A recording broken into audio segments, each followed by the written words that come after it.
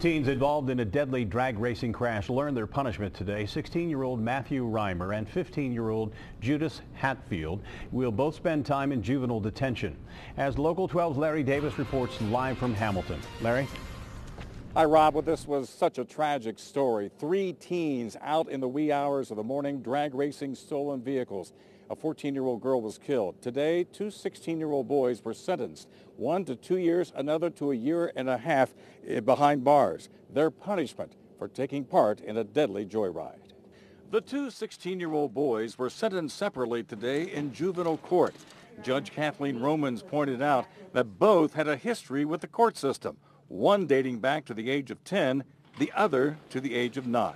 Today, both were sentenced for their roles in the drag racing death of 14-year-old Nicole Denney of Westchester. And Denney was a passenger in a car driven by her boyfriend. Their friend was driving the other vehicle involved.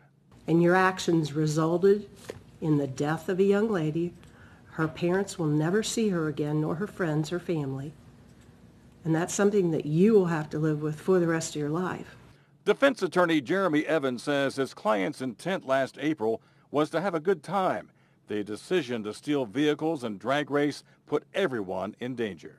The attorney for Nicole Denney's boyfriend tried to convince the judge not to sentence him to the Department of Youth Services, but to enroll him in a local rehabilitation program. She says her client had no criminal intent. They were young kids being stupid, for all intents and purposes, joyriding, not expecting or intending that anyone was going to die that night.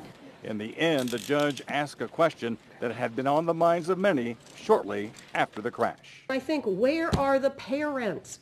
Where were his mom and dad? Why is he running the streets? And Rob, the judge also ordered the 2 boys not to have any contact with each other during the time they are incarcerated. She said, in her words, "You 2 together are bad news." Live in Hamilton, Larry Davis, Local 12 News. Rob, back to you. Larry, did anybody answer the judge's question? Where were the parents?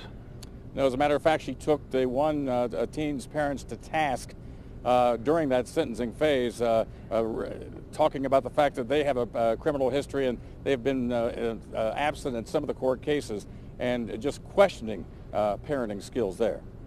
Larry Davis, thanks very much. Nicole Denney's father was in court today for both sentencings, but did not talk to reporters.